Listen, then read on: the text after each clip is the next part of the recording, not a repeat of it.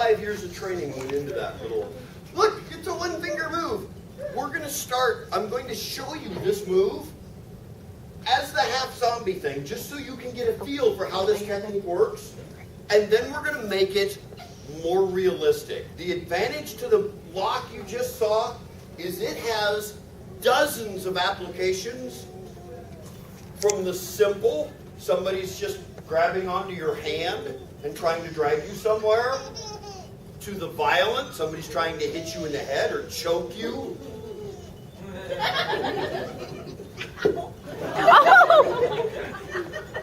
You've seen this part already, right?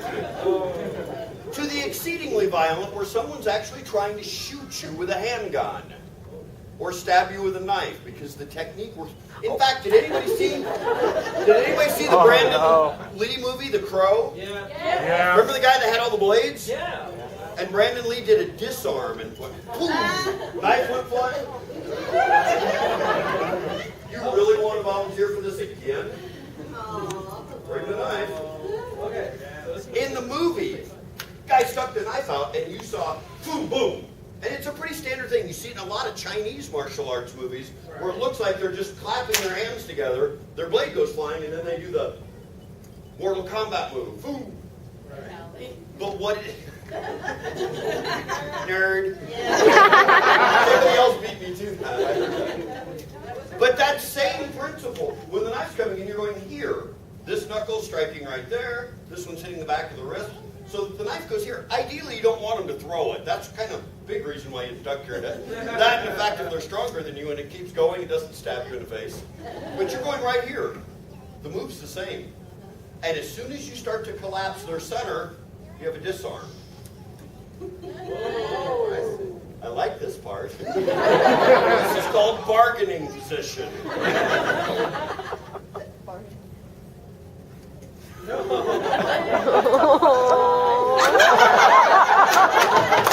you know how my children grew up.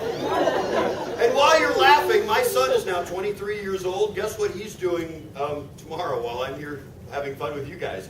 Yep, he's running our martial arts school. And nobody messes with my daughter. Yeah.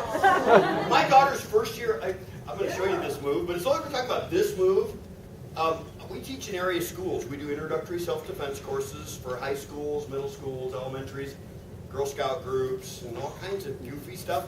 My daughter's first day of high school was at a new school, freshman year. It was a school I taught at, and everybody knew me already. I was the sensei guy. Yeah. When they found out that my cute, skinny daughter, also blonde, was her first day, she picked up her lunch tray and went to the commons area, and these people were all going, "Little sensei, come sit over here!" And so she went and sat with a table of people. She had no idea who they were. It was a football team.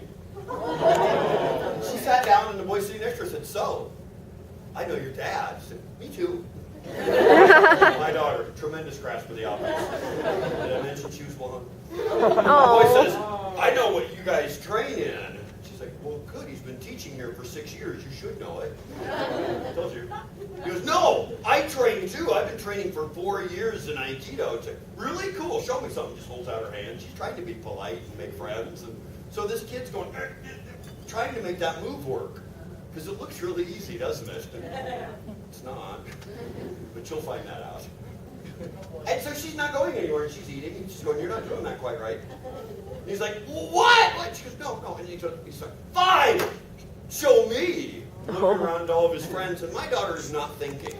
When you do that move, you notice where it put her. It collapses your center, and the only way to get out of it is move lower. This kid was sitting at a table. He had nowhere to go.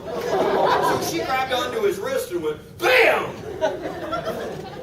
Face down on the table. Like every movie ever. Into his lunch plate. Smack! And he started bawling. The school called me. "I'm sorry, Dan, Mr. Coughlin, your daughter made a boy cry." Like, wait a minute, I put her off at the high school. "Yeah, it was one of the football players." I'm like, what? For what it's worth, Stolen won the state championship. And 3 out of the 4 years since, but that kid was no longer on the team. She just didn't know any better. She had tremendous enthusiasm, and she didn't get a date at that high school for 4 years. Mission accomplished. I didn't have to worry about it. Unfortunately, she picked students from our school that knew her to be her boyfriends and date. And you'd think that, well, that's fine. They all know you and they know you'll kill them. They were more afraid of her than they were me. Because I'd only kill them. I'd give them a clean death. Like the Firefly movie. Yeah. This is a good death. Because men can only kill you. Women can take your soul while they're doing it. And to that end, the move we're going to do, I'm going to show you, we're going to make a little bit of a variation on it instead of the one finger version.